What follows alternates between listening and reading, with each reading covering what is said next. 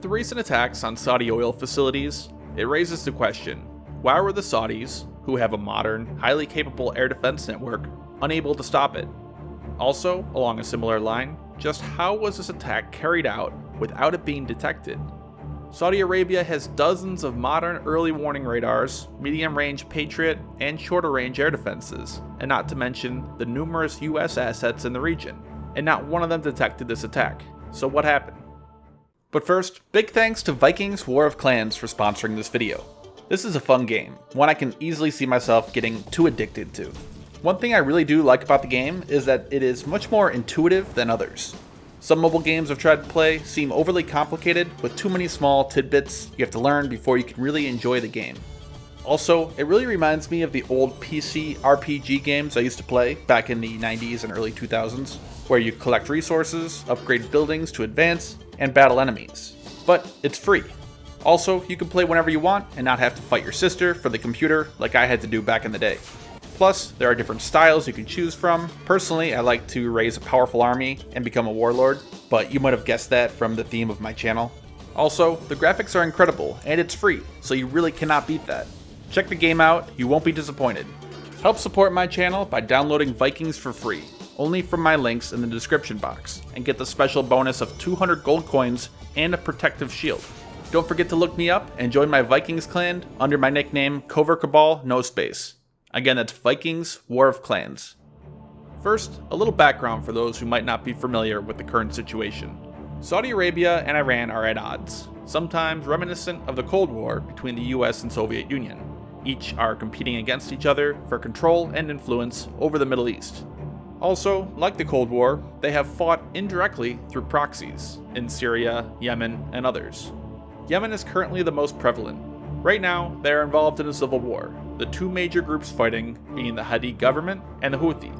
Saudi Arabia supports the Hadi loyal forces, and Iran almost certainly supports the Houthi. However, this is something that Iran does deny.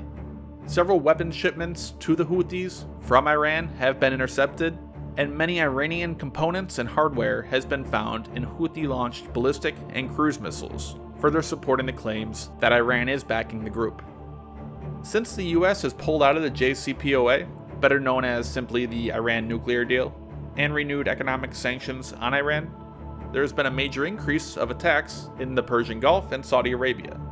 Tankers being attacked, Iran seizing multiple ships and harassment of others, and several attacks on the Saudi oil and natural gas industry. The most recent strike was the largest yet. Both drones packed with explosives and cruise missiles hit a Saudi oil field and an oil processing facility, causing major damage. After the attack, Houthi rebels claimed responsibility for the strike. The US, and after much deliberation, Saudi Arabia, the UK, Germany, and France blamed Iran for the attacks. Iran has obviously denied this. The reason this is important is because it will determine the direction these weapons travel in. If they were fired from Yemen, they would have came in from the southwest. If they were fired from Iran, or more accurately, from Iran across into southern Iraq and then down into Saudi Arabia, as the US and others claim, they would have came from the north. And this is actually more complicated than at first glance. Satellite imagery released of the facilities show impacts on more or less of the western side of tanks and buildings in the facility. This could show the attack did originate from Yemen. However, drones and cruise missiles can easily be steered in flight and impact from any direction. If Iran was responsible, they would obviously want to make it look as if it was someone else, as openly attacking another country would be all but a declaration of war. Another clue as to the flight path and direction these weapons came from are those which failed in flight. Saudi Arabia says 18 drones and 7 cruise missiles were used in the attack. Of the 7 cruise missiles, only 4 reached their target. The other 3 crashed. They crashed to the north-northwest of the oil facility, which, if you continue to trace backward, the line passes straight through Iraq. This supports the US, Saudi, and some European nation position that these weapons came from the north, from Iraq. If these missiles were fired from Yemen, this would mean that they flew way out of their way to hit the facility. If the weapons did fly across from Iran into Iraq and then south into Saudi Arabia, this helps explain as to why the attacks were not detected. Houthi rebels have launched numerous attacks on Saudi Arabia with drones, cruise missiles, and ballistic missiles over the last few years. Because of this, many air defense systems and radars have been pointed in that direction to detect and intercept any attack coming from Yemen to the southwest.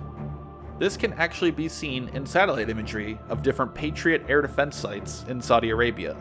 These sites are clearly designed to confront threats coming from the north and northeast, which was obviously done because at the time they were built, the threat was coming from Iraq with Saddam Hussein and Iran.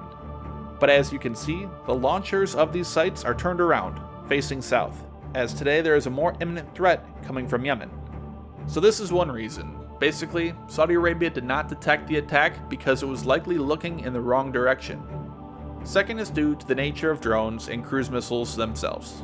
These weapons are designed to fly extremely low, close to the ground. This is obviously to avoid detection.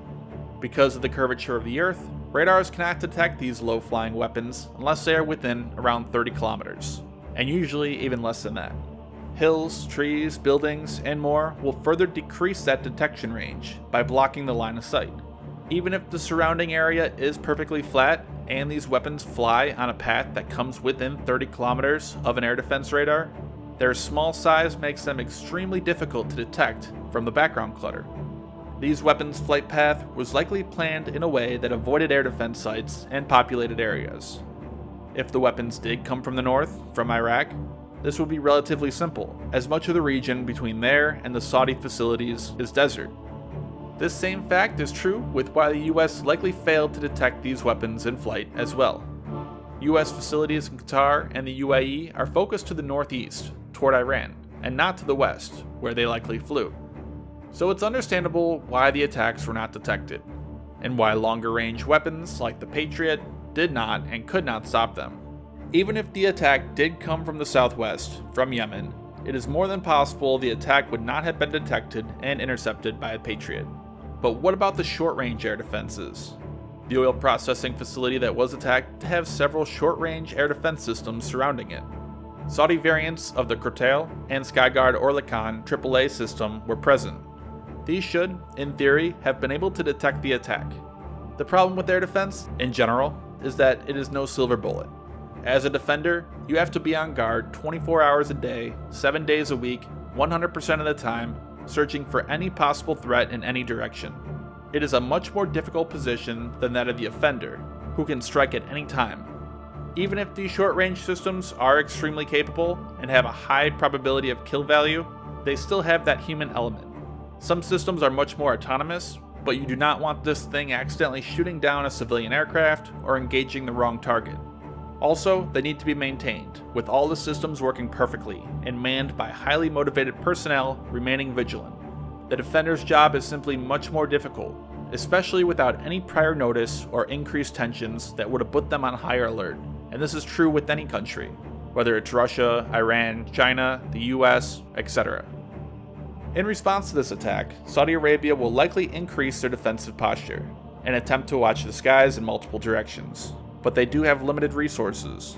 It is impossible to keep an eye on every square inch of airspace in the country. This is true not only with Saudi Arabia, but again with Russia and the US. Since the attack, Saudi Arabia has deployed an additional Patriot battery, several short-range air defense systems and radars, and many personnel to man them. This will likely help, but it will not solve the problem completely. Drones and low-flying cruise missiles have become a major problem for defending militaries across the world. They are designed specifically for this reason, and will likely continue to be a problem for years to come.